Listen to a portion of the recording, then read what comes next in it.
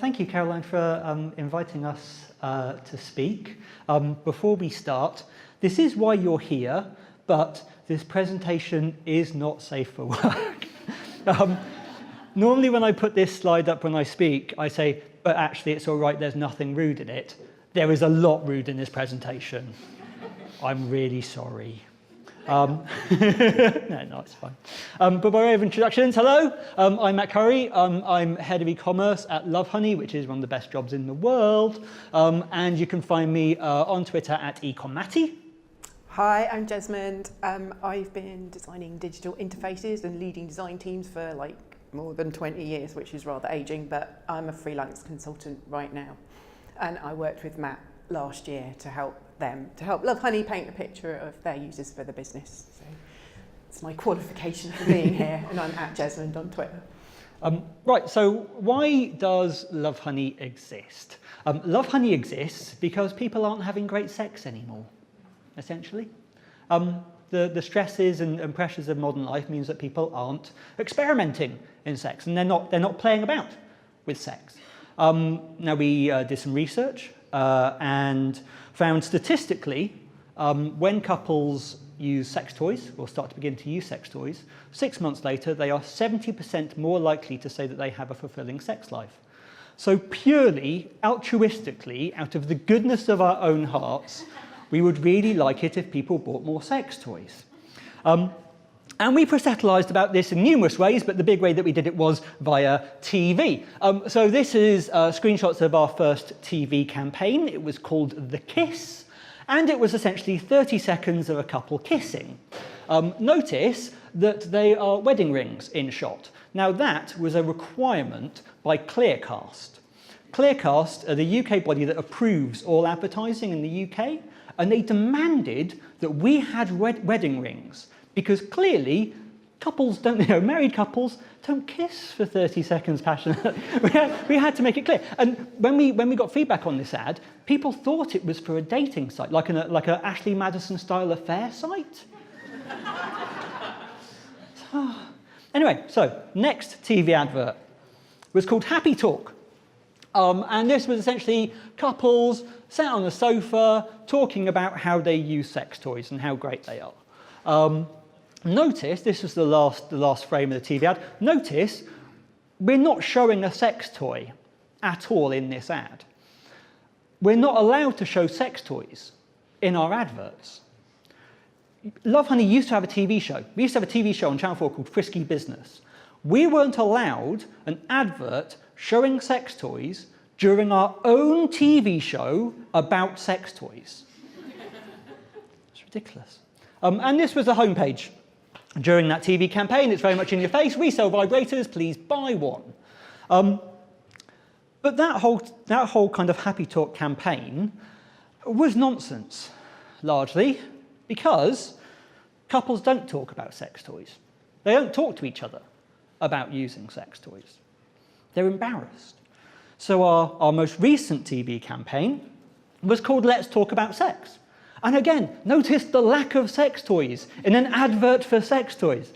It was all about talk to your partner about using sex toys in your relationship. And this was the homepage, like to have a family resemblance. And it performed really badly, really badly. And so me, I'm an analyst by trade. And so I use the tools at my disposal. I use the page flow stuff in GA.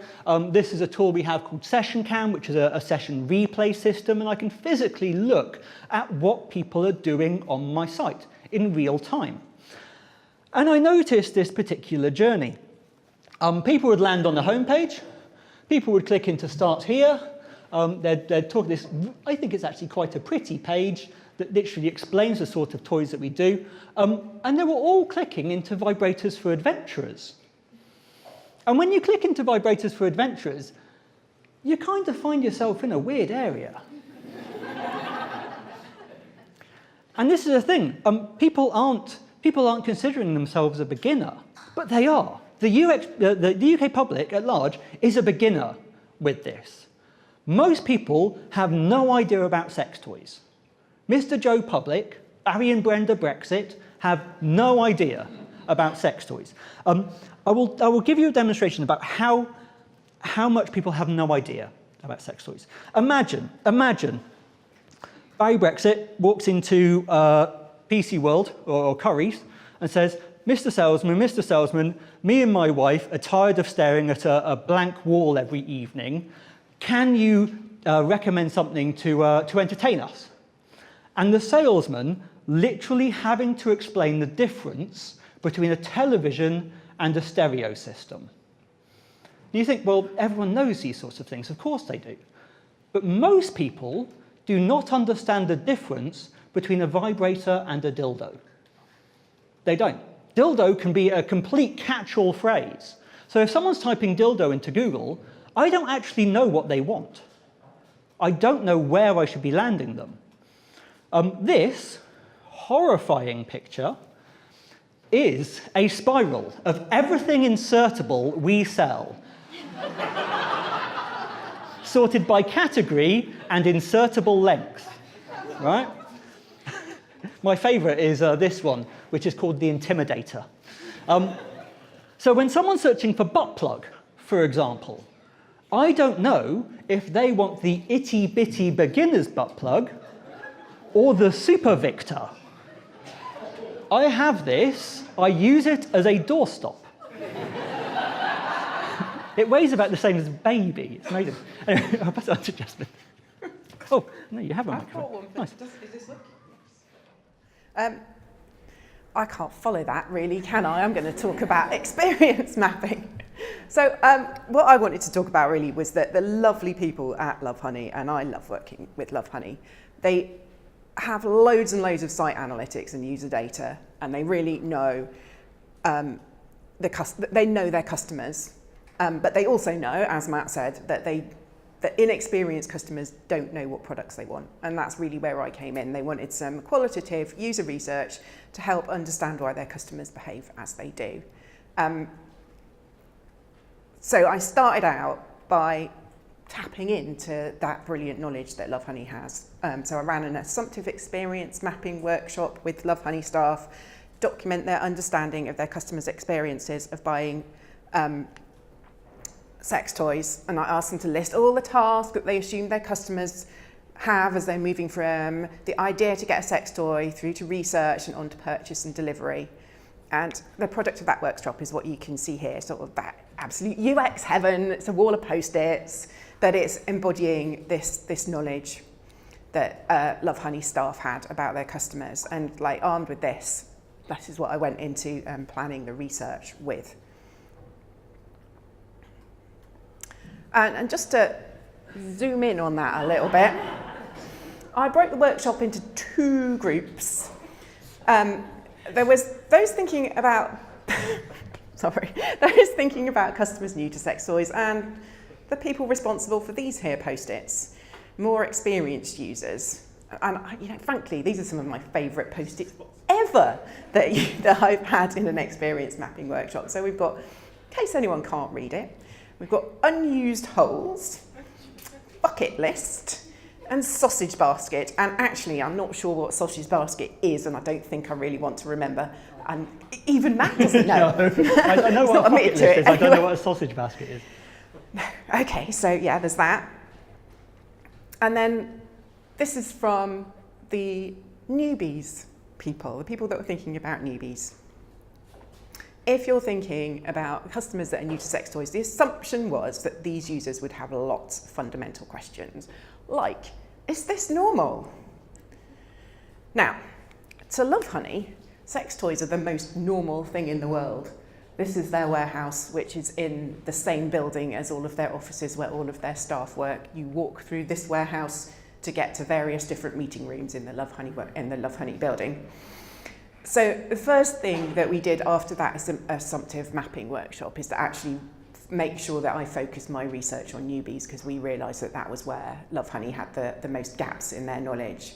And it's not obviously, subject matter experts really, really struggle to understand what it's like to be new. We all do it, we're all guilty of it, but really, how can someone who knows about a bucket list still remember what it's like to not know the difference between a vibrator and a dildo. They just can't. So painting that picture for them was going to be really, really useful.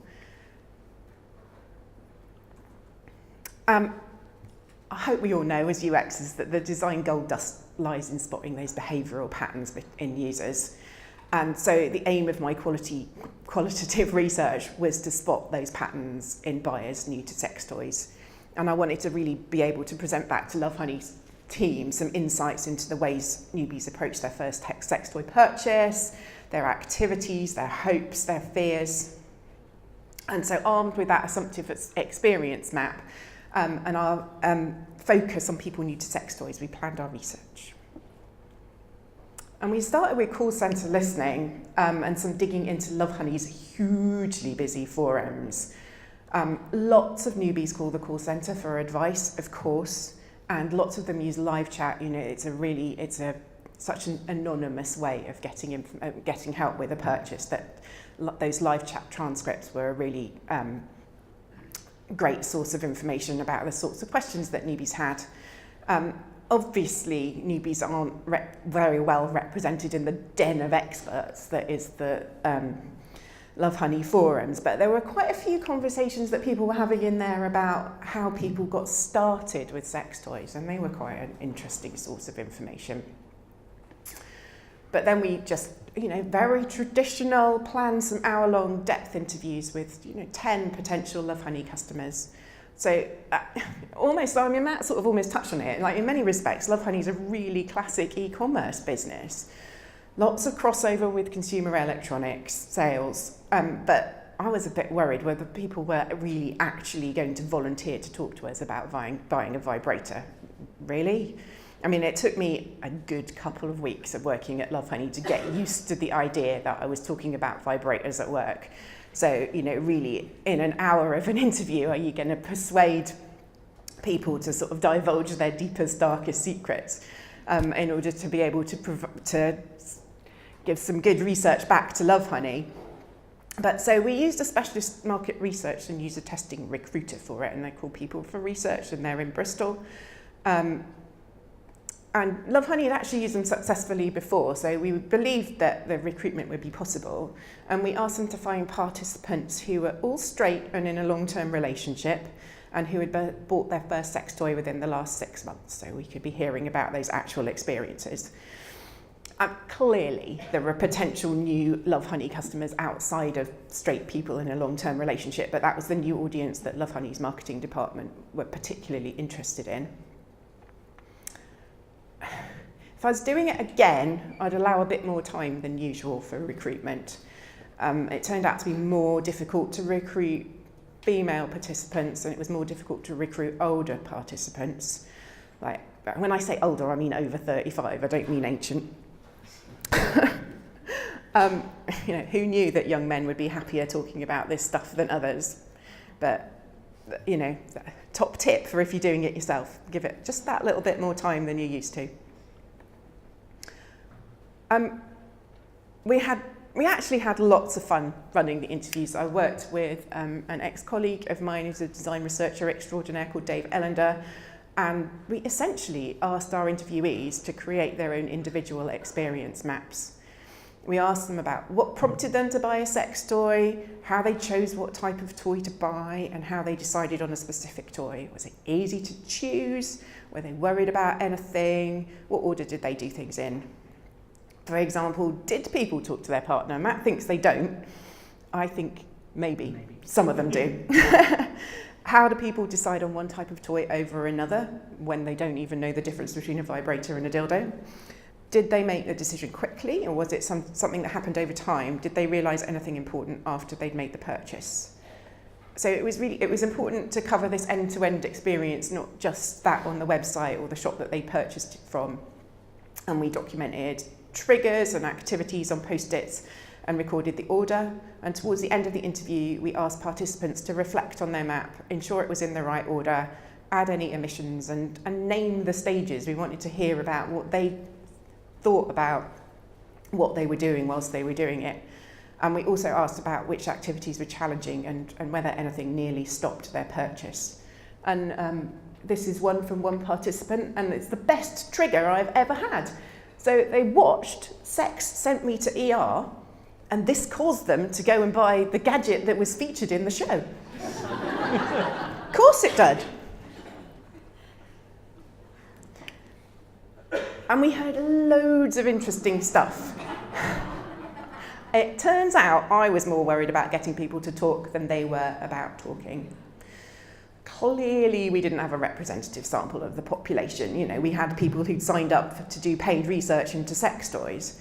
And the younger our participants were, the more blasé they were about discussing sex toys. In fact, in very good news for Lovehoney's customer base, the 20-somethings we spoke to were incredibly used to being open about sex toys. They said that they were happy to talk about it with their peers and with their flatmates. The only people they didn't want to know about it were their mums. So we analysed those individual experience maps and transferred them to like a master map, looking for repeated patterns and interesting differences, as we all do when we are experience mapping. And I was able to report back lots of interesting findings to Lovehoney. For example, as suspected from the assumptive mapping workshop, like sexy lingerie and popular media are basically gateway drugs to sex toy purchases. Also, a really common behaviour was for users to start research with known products, but to explore the more exotic options before coming back to more familiar territory. So that lovely quote there, I got freaked out by all the things with all the appendages. And I think that's probably happening when Matt said that nobody wanted to click on the sex toys for beginners. That's seemingly what's happening there. Another thing that it's worth pulling out is that what we basically identified was an entirely other stage that we hadn't really spotted in the assumptive mapping workshop.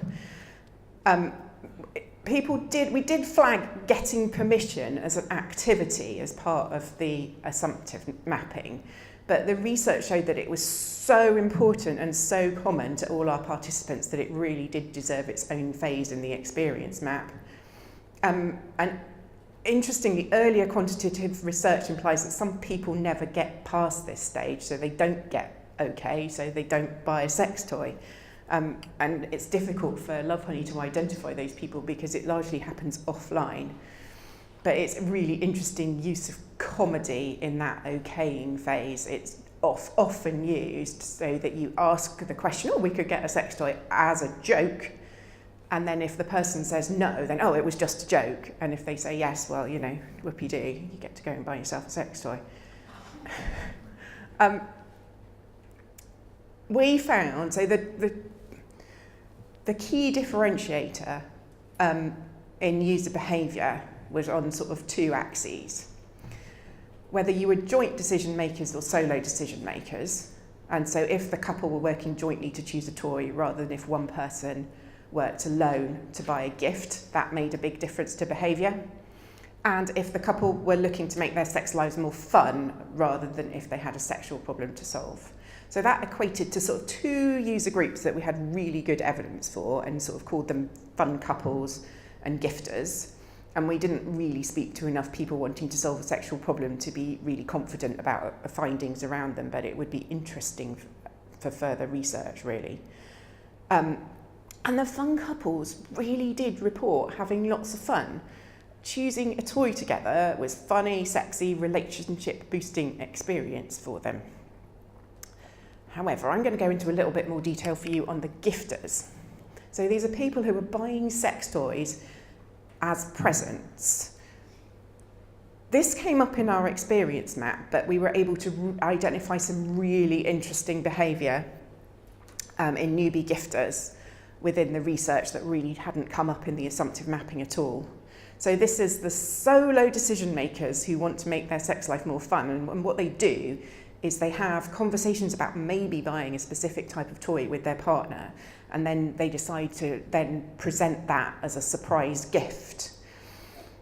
And they were really anxious that they might make a poor choice and cause a problem in their relationship, but equally they didn't want to spend too much time examining all the different options. And the anxiety aspect of this is really fascinating. So we'd heard that the fun couples were having this amazing time choosing a toy together, But the gifters just put themselves in the situation of having to make a confusing purchase alone and worry about the reaction of their partner when they presented them with it, and they really suffered for it. And this is, obviously you can't read it, but this is a snippet of the experience map we produced, and I got it printed out large so that Lovehoney could put it on their wall and refer to it over time. I had a really fun conversation with the print shop about not safe for work content before I sent it over and asked them to print it out on A0. So I actually don't know if you can read that, but it sort of shows our user groups as experience maps do. It shows our user groups and our common behaviours and journeys. And in this example here, we've got our gifters are very keen to ensure that their purchase looks classy and not too scary, whilst also keeping spending down to avoid wasting too much money on a potentially unwanted gift. Yeah. Okay, so we know that buying a sex toy is a very emotional and anxiety-ridden experience. So what can we do? What can we do on the site to alleviate some of this? And here's a couple of things that we've tested so far. This is a very simple test. It's just a desktop navigational test that we ran for new visitors or visitors up to their third visit, and then returning visitors. Very subtle change, but all you can see is for new people, we actually don't show you the scary stuff. What we show you is the lovely soft sex toys for couples, gifts, starter kits. Now, starter kits sell very well for us now. So what we'll do is we'll bundle together 5 or 6 products, give it a wacky name, and it'll sell like hotcakes. And we have a couple of theories about this. Firstly, obviously it reduces paralysis, but it also allows people to buy products that they can't quite admit to themselves that they want to buy. And then if you're returning, we'll just show you, here's your anal toys, please go buy some. We can do the same on the product page. So for example, people were looking for recommendations for people like them. So people like me, do they buy this product? So this is our normal product page. It's a big text-heavy behemoth. And so we thought, well, what kind of metadata can we put on a product that actually helps people choose a thing? So now we have pull quotes from some of our top reviews, and we have a lot of reviews of sex toys on our site. If you're ever bored one lunchtime, go on our site and just start reading the reviews. It's amazing. My favourite review contains the line, "Her flesh was trapped in the mechanism." And then instead of someone having to scan all the reviews and scan all the copy, we can literally just say, right, this is what this product is ideal for. So if you are a solo woman and you're looking for clitoral stimulation, this product is for you. The next slide is something that we tested, which set us off on a bit of a tangent. So we wanted to test the sex toys department page. So this is the page that you reach if you've typed sex toys into Google, and we've shown an advert.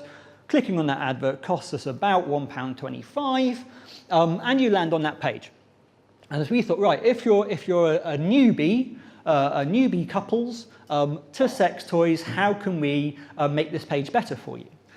So we designed this lovely page. It's got the top 5 first-time sex toys, selection of products for her, selection of products for him, nice little pull quotes, again, to kind of get that idea for social proof, and some navigation at the bottom. And here's just the results from GA of this. So obviously that's our normal page. This was the new getting started page. And while it did increase conversion rate, it didn't increase conversion rate by much. For something that was a pretty, fundamental change to this page, we expected at least a bit more of impact. So I do what I do as an analyst, and I look at the data, and I go into Session Cam, and I can see literally how people are interacting with this page. I'm sorry for this next slide. Yeah, it's over there. This are the pages that people clicked. I'll get out of the way. These are the pages that people clicked when they landed on that Getting Started with Sex Toys page. And if you look, the most popular link on that page is the male sex toys page. And anything where it says product.cfm, because we run cold fusion, if you remember that, the products that people clicked were all sex toys for men. Now this was the top product clicked on that page, which confused us. This isn't the behavior that we were expecting. It's not the people that we knew about. It's not heterosexual couples landing on this page. It's not women buying gifts for men, because women do not buy realistically shaped vaginas for their partners. This page was straight men shopping for themselves by typing sex toys into Google, which is an interesting behavior. This is what we think. We have men who are aimlessly browsing. They have no idea what they want, and they lack the vocabulary to explain what they want, so they're just typing sex toys into Google because they have no idea what other terms they can use. And they are easily distracted by the weird stuff. Now, interestingly, at the time that we did this test, our marketing department did a completely separate study, a usage and attitude study, to understand the market. And they came up with a market segment which exactly matched this type of person. That market segment is called horny and curious.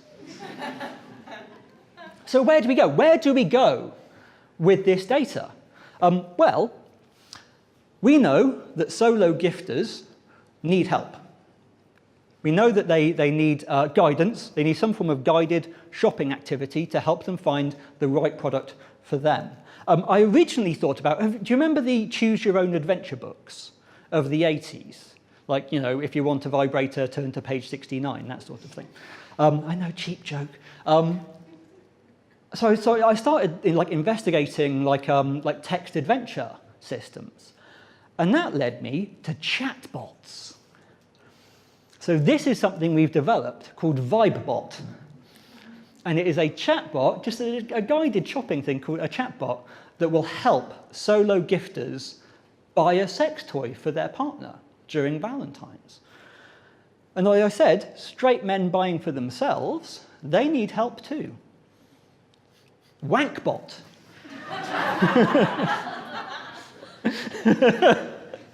Wankbot is there to help them find the sex toy for them because they have no idea what language to use.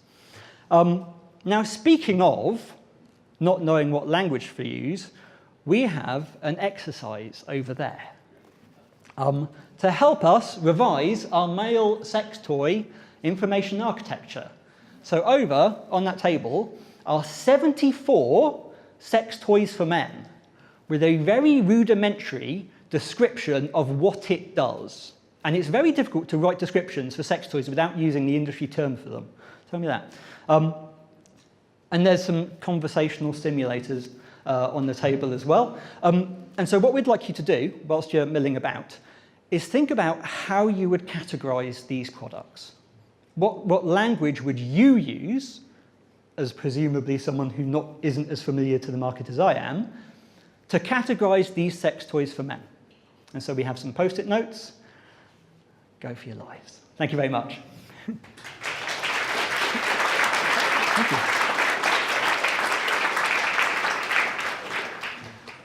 Cool. And in the meantime, we'd like to take some questions. If nobody's got any questions for Matt or Jesmond, I'm sure there are lots of questions. I guess I was just wondering, because well, maybe I'm just a weird person, but I already knew about the fleshlight. So do you think that men are actually attracted to weird things or things that look like vaginas? That's a very good question. How do I say this politely? Men can find themselves in anal toys very quickly, I found. So it's not necessarily that they're looking for fake vaginas. They're just looking for things that they can't quite explain, I think is the best answer. But yes, they also like fake vaginas.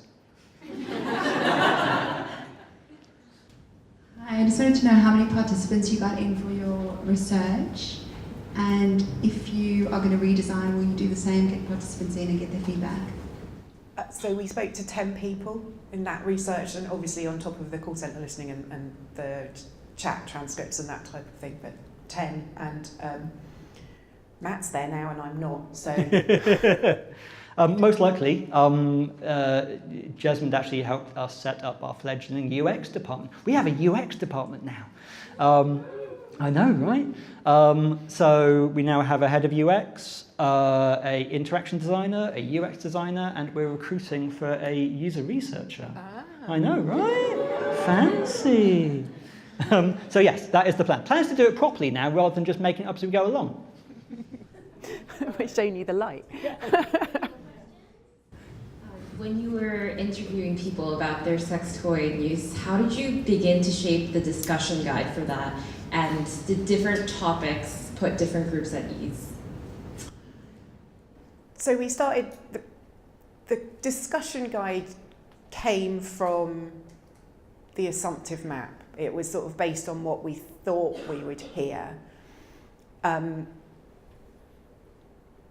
it was quite open, really. I mean, we just did a few kind of introductory, getting people settled in conversational questions, and then literally just asked people to tell us about that time that they just bought themselves their first sex toy and just talk about it, and we were writing it out on the post-its as we went so they could see what we were writing down. And you had a part two to that question and I've forgotten it. Did different people feel comfortable with different starting topics? Do you know what? I was astonished. Everybody was just quite open about it. I mean, obviously they knew that that's what they were coming to talk about, and everybody was just quite open, but with an emphasis on the younger the people were, the more just like, this is just what I have, you know, it's just consumer electronics, everyone's got it, this is normal. I was definitely the old person in the room that was like, is really? Are you sure? Hi, my name's Lindsay Arnett, and I'm speaking from a health professional point of view, and maybe an idea for future market segmentation. One of the growth categories in sexually transmitted infections and unwanted pregnancies is women over 40, and also with women with sexually transmitted infections is women in their 60s on HRT. So you trade in the younger husband, don't necessarily get a new one, I'm just thinking that evidence from elsewhere suggests that maybe there may be other places you need to be looking for your marketing, women's own or something like that. Yeah, no, there were plenty of other segments I'd have loved to talk to. Just reflecting that who you hadn't got, because Yeah, no, people we who wouldn't want to come. We were aware who we hadn't got. Yeah. I know this is a small story. There is. So we have a variety of brands that aren't branded Lovehoney. One brand that is specifically targeting the over 40 market is a brand called Swoon, that you can buy in Boots, of all things. We have a brand, I don't know, should I say it on camera? Based on a popular Netflix TV show that's about sex toys for elderly women. That will be coming out shortly. And then 50 Shades of Grey, of course. Anything with 50 Shades of Grey written on it is pretty much made by us. And that is very much, I think it's 35 plus, which is the teen market for that. So we do we try and have this idea about a life cycle. So we try to get students buying sex toys first, because then if we can get the student market, then we have them through their 20s, we have them when they're married, we have them all the way through. So yeah, we'll go after every market possible. One more question? I know this whole subject has got its own vast and esoteric vocabulary, and I mean, it's almost something like cars and like engines and so forth. There's so much terms that people have never encountered before. So does it make sense to try and find the words that people are kind of that people make up or that people might be guessing, or do you just is more of an educational thing where you want people to know the specialist terms? When, I don't know, because, so, I don't want to invalidate the exercise, but there are a lot of sleeves, pictures of sleeves on that table. And the industry term for male textured sleeves is masturbators, which is a horrific term. You know, women have rabbit vibrators and bullet vibrators and they are symbols of sexual empowerment. Men have masturbators. And so what I'm interested in is what terms, even if they're guessing, how would they even sort these things? Are they going to sort them by orifice? Are they going to sort them by the bit of the anatomy that you use them on? That's what I'm interested to see what you do with all that stuff. Because then I can go back to our content team and say, stop using the word masturbators because people don't like it. Yes. So let's get sorting. Yes, please. Come. Thank you.